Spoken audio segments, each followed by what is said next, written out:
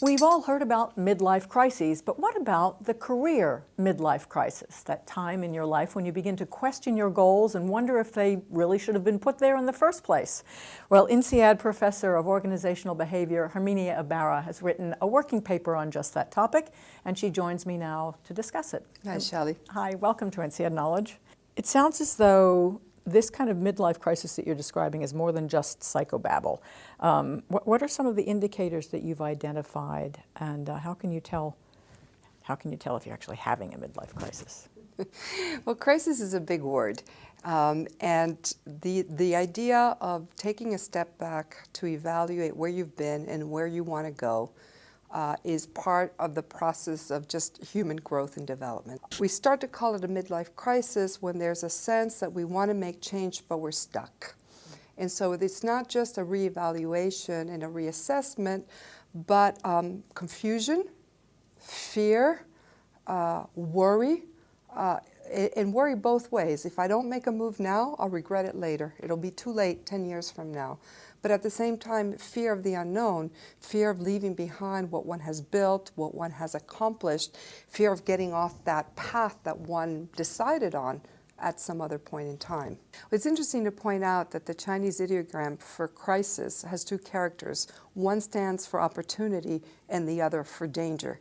And so our midlife crisis is a dangerous opportunity, or an opportunity that is slightly dangerous. Is it any different for women than for men? Because when we think of midlife or mid-career, you're talking maybe late 30s to early 40s. And certainly in a woman's life, there's a lot going on there. There's the children issue and that sort of thing. Yeah. On average, women tend to pay attention to both their personal life and their career life more or less at the same time.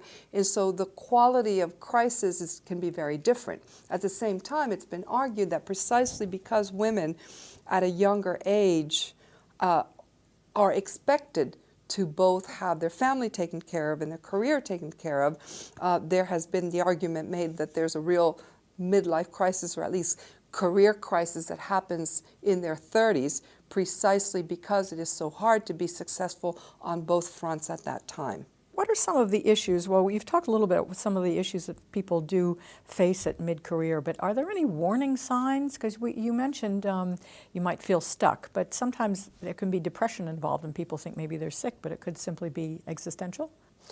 Well, okay, that's a big question.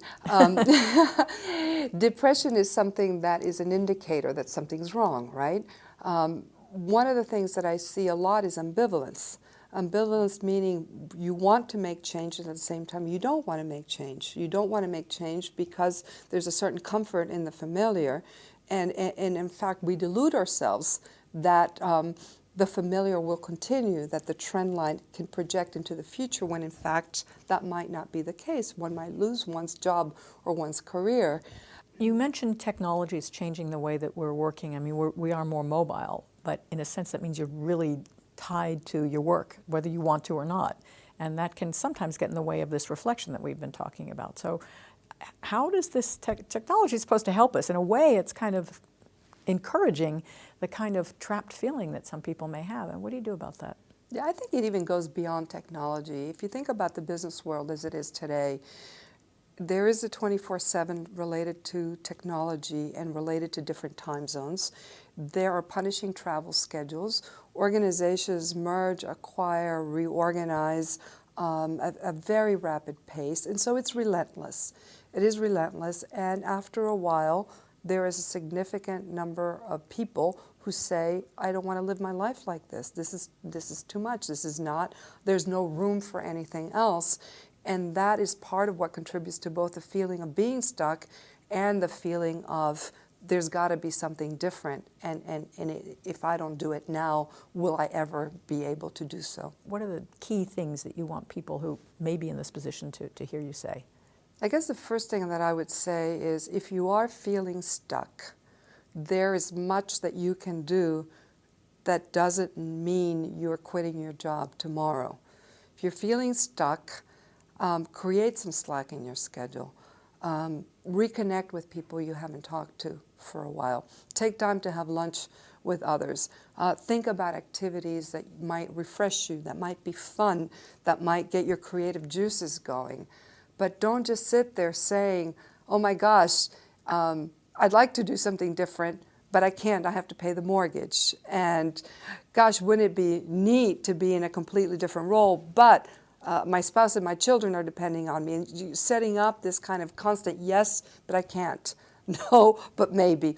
As opposed to taking some small steps that might allow you to investigate the possibilities in a more realistic way, in small, perhaps non-committal ways, but in ways that can lead you to a better solution. Herminia Ibarra, thank you very much for being with us on INSEAD Knowledge. Thank you, Shelley.